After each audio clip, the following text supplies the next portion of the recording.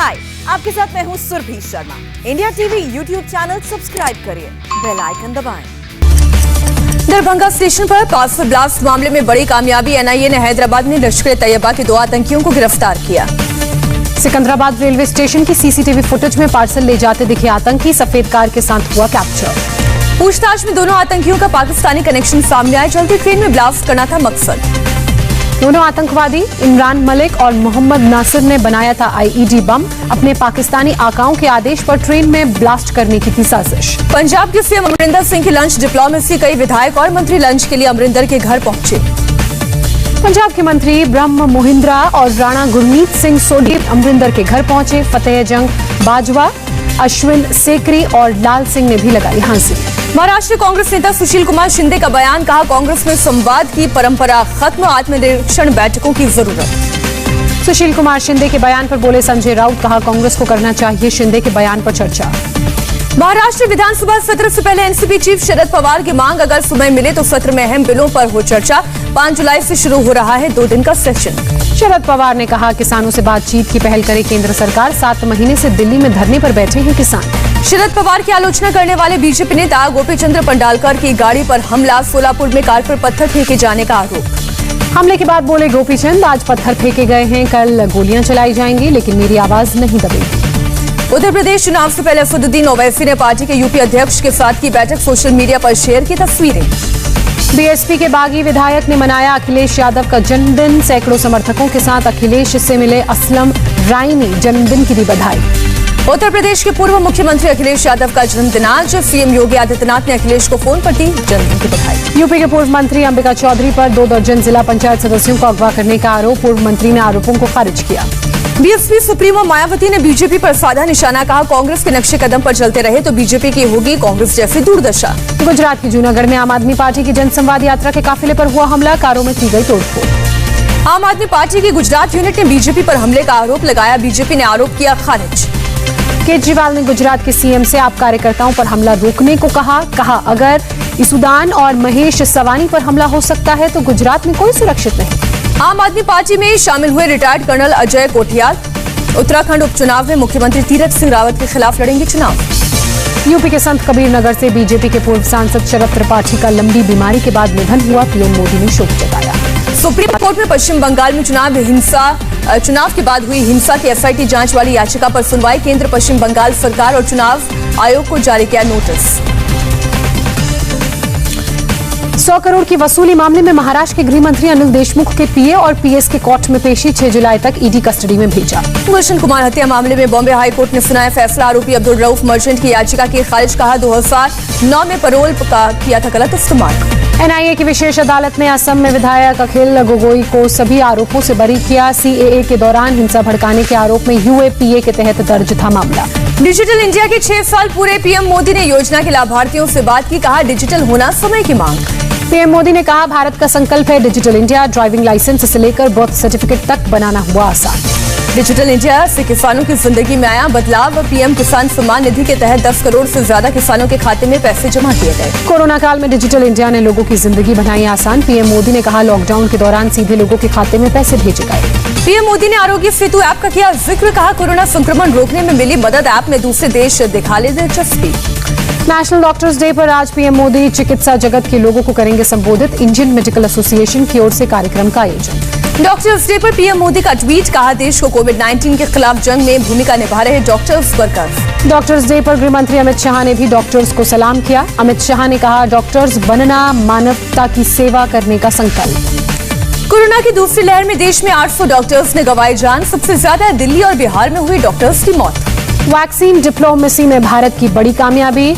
Switzerland, Germany समेत 9 देशों ने कोविशील्ड को दी green pass. Spain, Austria, Greece भी कोविशील्ड लगाने वालों को ट्रैवल की देगा इजाजत। भारत ने यूरोपियन यूनियन से मांगी है इजाजत। यूरोपियन यूनियन को भारत की 2 टूक। कहा, कोविशील्ड और कोवैक्सीन को मंजूरी दे, नहीं तो यूरोप से भारत आने वालों को करेंगे क्वारंटीन। जायडस कैडिला ने 12 साल से अधिक उम्र के लोगों को लगने वाले अपने वैक्सीन के लिए ड्रग्स कंट्रोलर जनरल से मांगी मंजूरी। कंपनी पूरा कर चुकी है 3रे फेज का trial. Drugs controller general of India ने सीरम इंस्टीट्यूट को दी सलाह। कोवैक्सीन का ट्रायल पहले वयस्कों के लिए पूरा करने को कहा।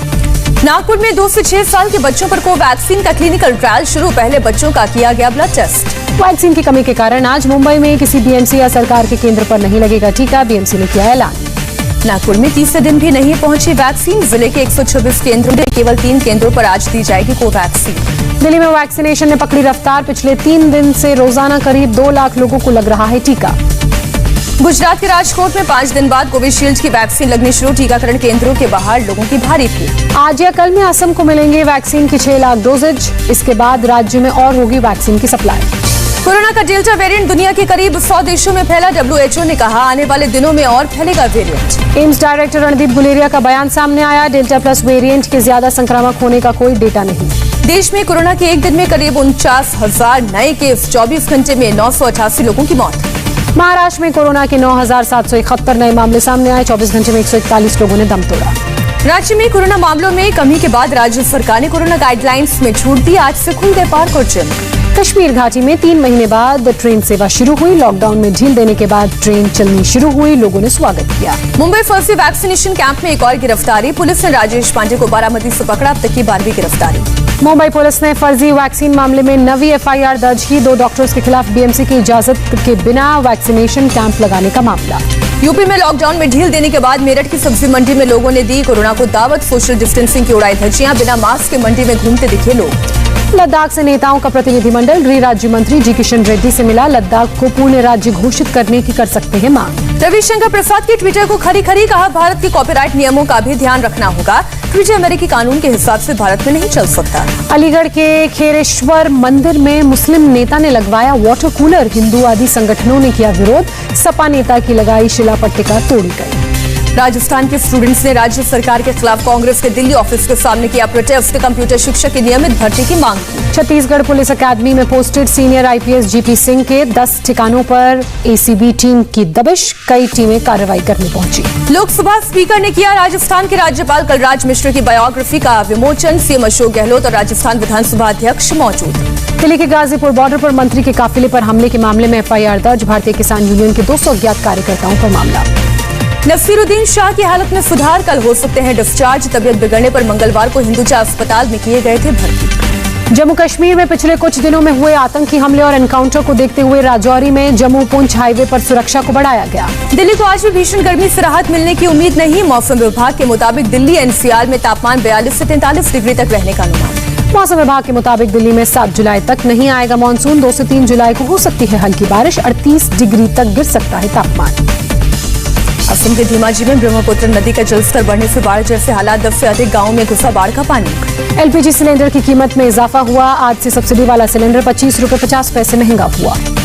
देश भर में वन महोत्सव की शुरुआत। उत्तर प्रदेश के मुख्यमंत्री योगी लखनऊ में कार्यक्रम में हुए शामिल। कहा 4 जुलाई को 25 करोड़ पेड़ लगाने का लक्ष्य। केंद्रीय मंत्री प्रकाश जावड़ेकर ने भी दिल्ली में किया पौधारोपण। लोगों ने पेड़ लगाने की लोगों से उन्होंने अपील की। दक्षिण दिल्ली के गौतम नगर में एक ढाबे पर झड़प। एम्स के 2 डॉक्टर समेत 4 लोग घायल। ढाबे पर परांठा खाने गए थे एम्स के डॉक्टर्स। डॉक्टरों के मुताबिक कहासुनी के बाद करीब 30 लोगों ने रॉड से हमला किया। दिल्ली के डिफेंस कॉलेज में हाई राइज से गिरकर डॉग की मौत पर हुआ बवाल। डॉग लवर्स ने छत से फेंकने का आरोप लगाया। पुलिस ने FIR दर्ज की। इंदौर पुलिस ने अंतर्राज्यीय गिरोह के 4 लुटेरों को गिरफ्तार किया। ट्रेन रोककर वारदात को देते थे अंजाम। दिल्ली के फर्श बाजार में हुए सिलेंडर ब्लास्ट मामले में 2 लोगों की गिरफ्तारी। 29 जून को हुए विस्फोट में 4 लोगों की हुई थी मौत। यूपी के आजमगढ़ में एनकाउंटर में 25,000 रुपए का इनामी बदमाश घायल हुआ। दूसरा बदमाश भागने में कामयाब रहा। मध्य प्रदेश के इंदौर में आज से अनिश्चितकाल हड़ताल पर गए नर्स एसोसिएशन। 12 सूत्रीय मांगों को लेकर नर्सेस एसोसिएशन ने शुरू की हड़ताल। इंदौर में बहन से छेड़छाड़ का विरोध करना भारी पड़ा।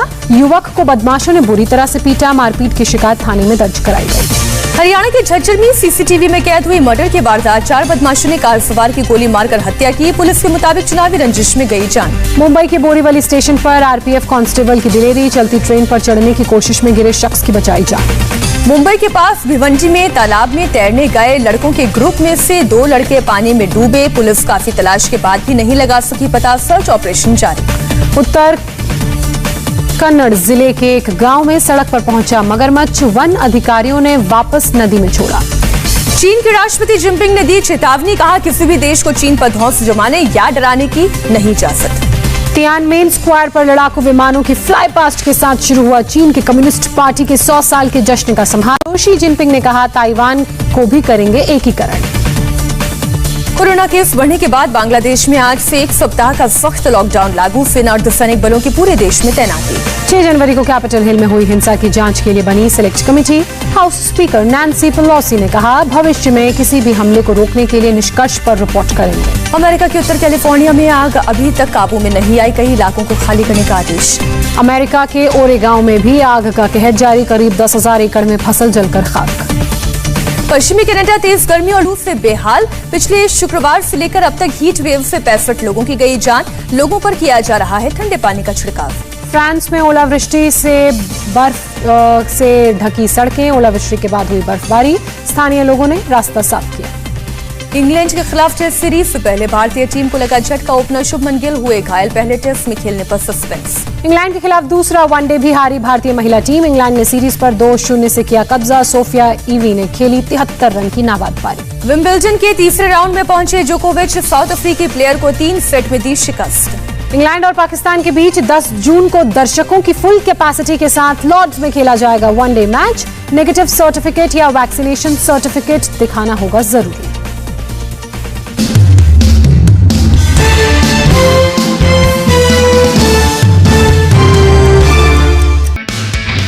I'm सुरभि शर्मा। खबरों से अपडेट रहने के लिए India TV YouTube channel subscribe करिए, साथ में बेल आइकन जरूर दबाएं। जुड़े रहें इंडिया टीवी के साथ।